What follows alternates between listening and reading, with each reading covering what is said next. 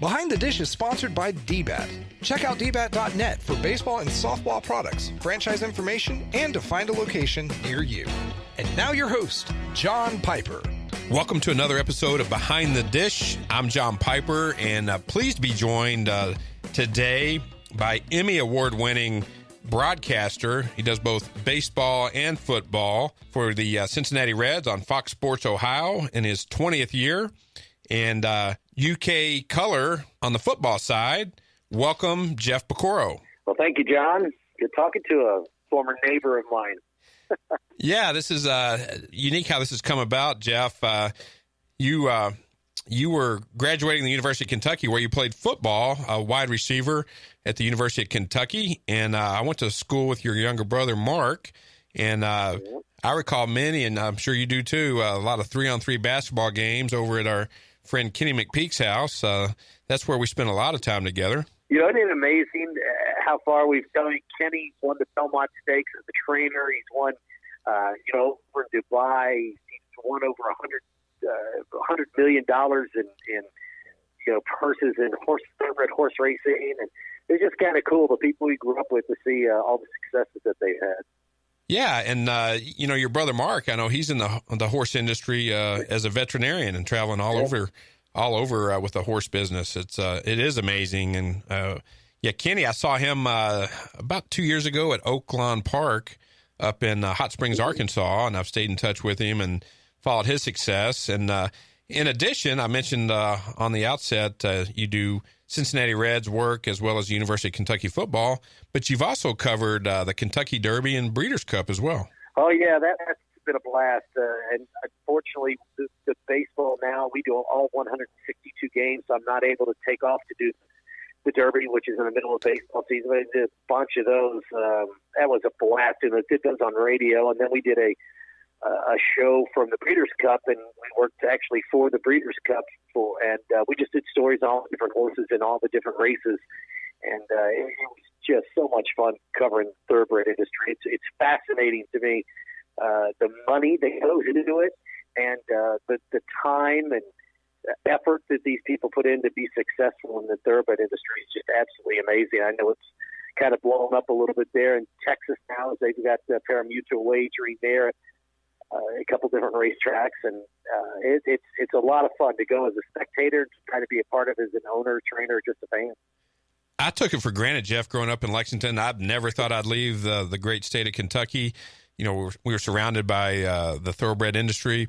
I did get a chance to go to the Breeders' Cup when it was at Lone Star Park down here in the Dallas-Fort Worth area. There was a fire, I believe, at Arlington Park, and they had to move it to Lone Star, which is a newer track. And some folks from Central Kentucky came down, and one of them had 2 badges from the Breeders' Cup, which medallions, I think they call them. And I had a chance for like 2 races. My wife and I would put that medallion on. We got to go behind the ropes during the, I believe, NBC broadcast and be right there in the paddock area. Probably one of the highlights of sports events that I've ever attended. Well, the people you'll meet that do that are in the industry that you don't even know of, that are owners, Wayne Gretzky, like I said, John Candy when he was alive, owned horses, Robert Duvall. It's really neat, especially when you got to California. A lot of actors and directors have thrown their money in the thoroughbred industry as well. Hey, Jeff, I do want to ask you, you studied, I think, broadcast journalism at the University of Kentucky. Mm-hmm.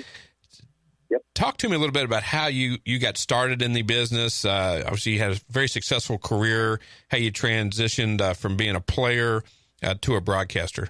Yeah, I really wasn't in school for that until, you as a player, and the guys come in after the games to interview you, and they're at practice and they're interviewing you, and I'm like, these guys don't really know much about sports.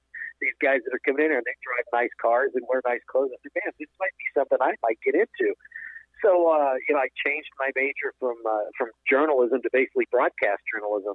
I really want to do like PR work for companies, and I got an internship at Channel 36 in Lexington, which was the ABC affiliate at the time, and worked with a guy named Kenny Rice, who's a very successful sportscaster for NBC Sports. Kenny's on the Derby every year. Yeah, and he works for Mark Cuban on Access TV doing MMA fights, UFC fights, and things like that. But so that's what got me interested in it. And then really, just playing ball at the University of Kentucky opened a lot of doors for me.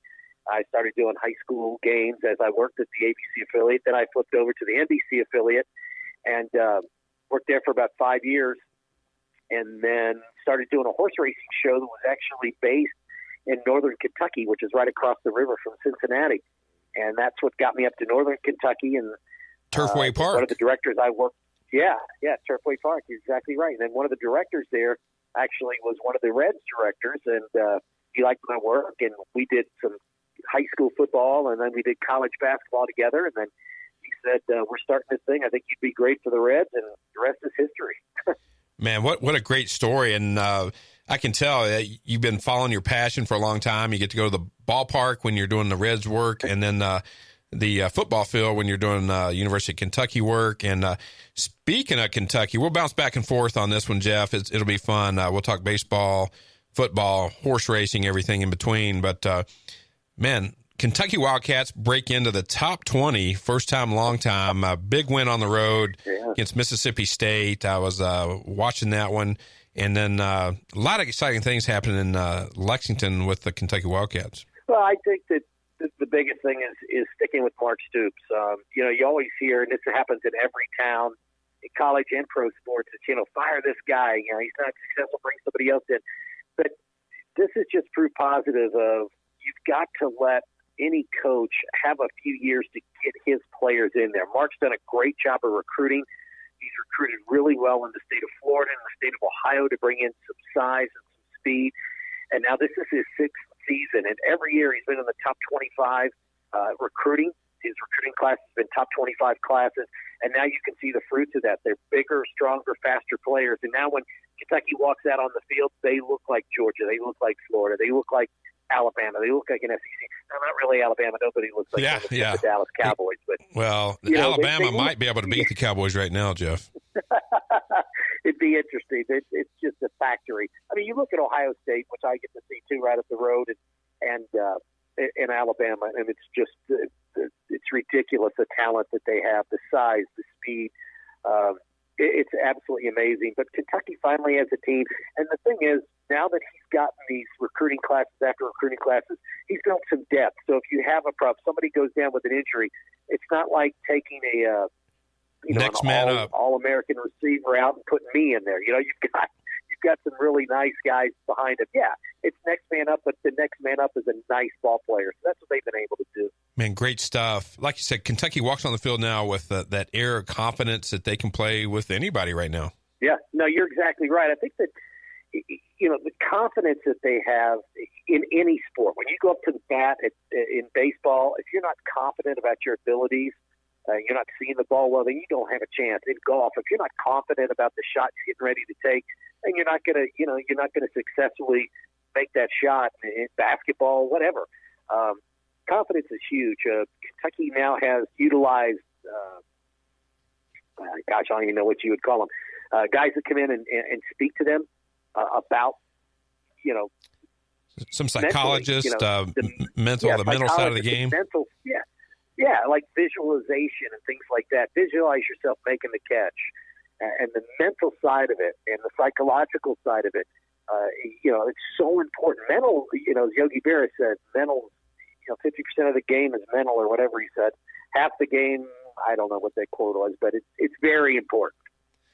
We talk a lot about that on the show, Jeff, focus on baseball. As you know, covering the Reds as long as you have, it is a game of defeat and failure. And, growing up, I don't want to assume anything, but I assume you were a fan of the Big Red Machine, Pete Rose, Tony Perez, Johnny Bench. I know I was. How about yourself? Yeah, and, we used to come up, when I was younger, we'd get in the station wagon and we'd go up with Dad, would take us up to the games and stuff. Then as we got a little bit older into high school, we would take trips, a bunch of the guys would pile on the car and we'd drive up and watch the games. And it was great because, they were to be able to see it. And that really kind of sparked my interest and love for the game of baseball. Speaking of the Reds, Jeff, I know like you mentioned, covering 162 games.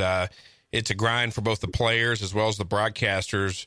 Our Reds have not done as well as the fan base would have hoped the last couple years. But what's it like doing post-game, pre-game work for the Cincinnati Reds when they're not having the type of season that the fan base would like to see? Well, that's when you really have to fall back on, what you've learned as a sportscaster, for all these years. It helps that I've been here for 20 years. These guys know I'm not out there to throw them under the bus or anything. I worked for them, so to speak. I'm not trying to break any stories. And that's one of the things. You've got to gain the trust of the Ken Griffey's and Adam Dunn's and Joey Votto's of the world. If you don't, then you're not going to get anything from them. But it's hard. But this is a younger team, so they're still learning how to play, and they're not jaded yet by the money and success that they've had. So it's not really that bad. And again, I got to look at it this way. I'm not out there building roads. I'm not out there, doing construction. I'm not out there trying to sell cars. I'm at a baseball game, man. So it's not a job. It really is. It's so much fun to be able to go to a ballpark every day, throughout for 6 months of the year. Then I do football. Then I do basketball. It's a blessing to be able to do this, and I don't look at it as a job because it's not. It's something that I look forward to every day. And the coolest thing about sports is it changes. It's never the same game. So that's what's really cool. If you're selling cars, if you're selling Chevrolets, it's the same car you're selling every day until the next year's model comes out. If I'm selling insurance, I'm selling insurance. But with sports, every game is a different story. And shoot, most of them, there's 3, 4, 5, 6 stories going on with the game. So it's very interesting. It's complex and it's ever changing. And I do not take it for granted because it's the greatest thing to do in the world. Jeff, with the growth of reality TV, I tell people all the time, I'm a big believer that sports is the best reality TV there is. No, I agree. And, it's funny you bring up reality TV because, being in this business so long, I know we call them shooters, all the guys, the cameramen. I know all the audio guys. I've got buddies that lives down the street. He works for CBS on all the time doing audio. He does NBA basketball. So talking to these guys, it's called reality, but it's all scripted. So when my wife or my ex-wife, they watch these shows, and you're like, you do realize that, whatever these reality shows are, like you realize this isn't real. This isn't real life. This is all scripted. They can't believe it. But, it's very interesting. But, yeah, baseball, football, basketball, horse racing, that's not scripted. It's different, like I said, every day. Yeah, bottom of the ninth, 2 outs, nobody on, tie game, 0-2 count, and one of the guys hits a home run, walk-off. I mean, that it doesn't get any better than that. Even when your team that's 20 games out of first place and a guy does that, just to see the sheer joy that they're having and the excitement that everyone else is having, that's what makes sports so cool. I mean, that's something that you and I are never going to experience. I'm never going to stand up there and face the guy throwing the ball 98 miles an hour and hit a home run off me. It's just not going to happen. So that's what's really cool. Jeff, I had a chance to, I was in New York City this summer. I had a chance to go to Citi Field for the very first time. And the New York Mets, they're having an off season as well. But the New Yorkers, are loud and proud, rode the subway out, and had a chance to have a conversation with a retired New York fire department gentleman that was involved with 9/11. You could just see in his eyes, he still had some pain from 9/11. But the passion to go to the ballpark, and you mentioned earlier, whether you're selling insurance or doing whatever, it's 4 hours that you're at the ballpark. You kind of get away from reality, any problems or challenges you have, and you're just having popcorn, hot dog, Coca-Cola or some other cold beverage, and just enjoying the pureness of what baseball brings. Every day you see and a lot of times it's really hard too. You see the Make-A-Wish Foundation that brings these kids who are, dying of cancer and things like that. And we now at all the ballparks, every game, they